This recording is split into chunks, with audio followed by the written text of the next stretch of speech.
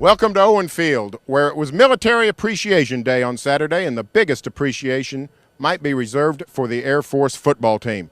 The Sooners escape Air Force 27-24 earlier today. I'm Berry Tramel along with Jake Trotter. Our News OK coverage is sponsored by Eskridge Lexus, where they have hundreds of new and pre-owned vehicles ready to move. And Jake, what a game it was.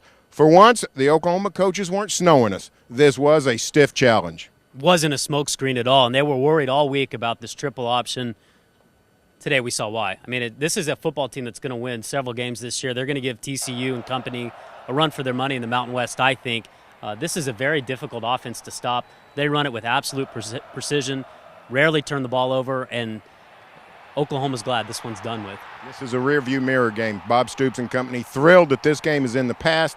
Oklahoma defense played very well in the first half. Three points. Air Force moved the ball, but just 3 points by the Falcons. 3 touchdowns in the second half. The Sooners cut the lead cut to 27-24 late in the game. But the Sooners rise up and run the ball out and milk the clock down the stretch to get this victory. And to me, it really sets up the Sooners well, because this proved to be their toughest non-conference game. Everyone was worried about Cincinnati. Everyone was worried about Florida State. Obviously, Air Force was the cream of the crop. It was a really interesting game. Air Force came out of the second half, had the Jefferson touchdown run, and you thought we got a ball game.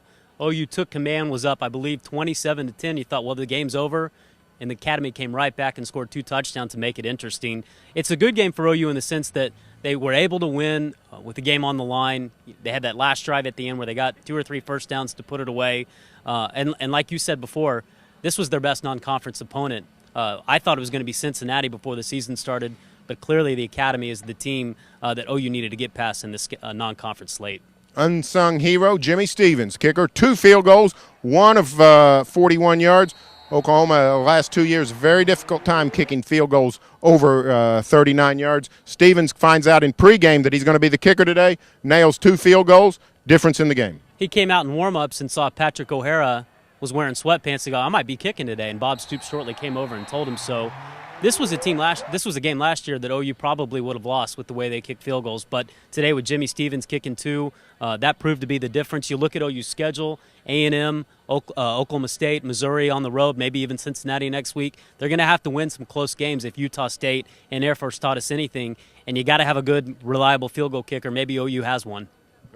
Sooners survive, and guess what? Style points don't matter. Bob Stoops thrilled with the victory. Stay tuned for further OU football coverage every day in the Oklahoman and here on News OK.